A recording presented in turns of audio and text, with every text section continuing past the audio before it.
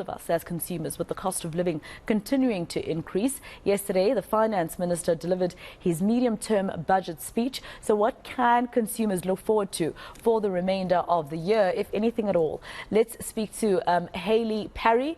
She is a money coach and facilitator at One Life's Truth About Money. Hayley, thank you so much for your time. Looking at what the finance minister said yesterday, saying that it looks bleak for us, our economic outlook is poor. He said it's weak. He said we're actually performing worse than we were back in 2008, when that was a very terrible time for the entire globe, right? Is it advisable for us to even plan to spend on the 24th of November for Black Friday? Yeah, I think the state of our nation's finances are mirroring the state of many of our personal finances. And that means it's a little messy. And it's definitely hard at the moment. So you're absolutely right. Being intentional about managing the money we do have is critical right now. And I know the temptation there, right? It's been a tough year, and we've got some exciting holidays. Black Friday's coming, Cyber Monday's coming. Then we've got Christmas, we've got holidays. But unfortunately, we've also got January. And everyone knows December debt creates January, which makes it tough to buy school uniforms and stationery and buy the things we need if we spend all our money now. Yeah, and that's true. I mean, also, there's a lot of people who probably are thinking of even taking more debt, which is something that probably isn't a good idea, looking at the fact that the South African Reserve Bank might soon also make an announcement that isn't favorable to the consumer. Yeah, so since November 2021, we've had 10 interest rate increases. It means for you and I, it means the cost of servicing any debt we have just keeps going up.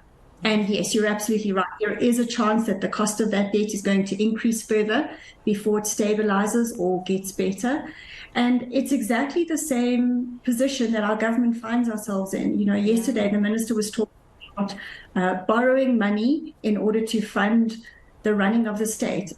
And if we do the same as consumers, we can really get ourselves into a bit of a mess. We can get ourselves in a situation where we then unable to make our repayments the next month. So if at all possible, please avoid getting into debt, but you especially want to avoid doing it for things like that, that perhaps look nice and feel nice and things that we want, but not for things, that we need. And I guess for Black Friday, we've been advised a couple of times that you look out for, a drop in prices for huge items. For instance, maybe you start by looking at things like if you want to refurbish your bathroom and you've been waiting for that and you've got some sort of budget, maybe you'll be able to get, cheaper prices for tiles during Black Friday and not necessarily to go look for clothing on that day, right? So here's the thing. It's only a deal if you were going to spend the money in the first place, and it is cheaper what you were going to spend. The other thing is, have you put money aside? Have you pre-funded for the splurging that you're wanting to do? Because buying it on credit means that you're going to be paying it off, and as we've just said, at a higher rate than even now, possibly. What is the impact of this thing?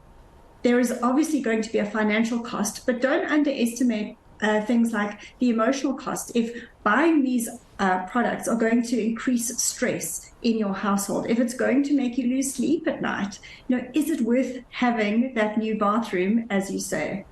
Exactly. But also lastly, Hayley, what does it do to small business? You know what I mean? I was speaking to an economist earlier who was saying, or rather the CEO of Black Business, and he was saying he made no mention really of how to, assist, whether it's grants, etc., for small businesses. And this is what's going to make them either shrink or die, right? In terms of the fact that the consumer has no money that will be able to go around, buying from small businesses and even larger companies as well at the moment, because we're trying to survive. So that means that even businesses have to either shrink staff or, something's got to give.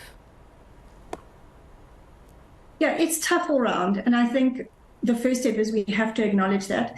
The second thing is that, as consumers, being aware of the choice that you have. When you do spend money, perhaps you want to be intentional about spending that money locally. Perhaps you want to be intentional about spending money, for example, buying teachers' gifts, support small local businesses, perhaps in your community. You have power in that respect to hopefully make an impact and make a positive one, rather than using our apps to shop from stores overseas, as an example. That's a way that the money that you are spending in a way to positively impact, your community and the local economy as well. Absolutely. Hayley, thank you so much for your time. Hopefully, at some point, we'll be able to get out of this. Some of it is self-inflicted, which is quite sad, but some of it is also what's happening around the globe as well. Hayley Parry, money coach and facilitator at One Life's Truth.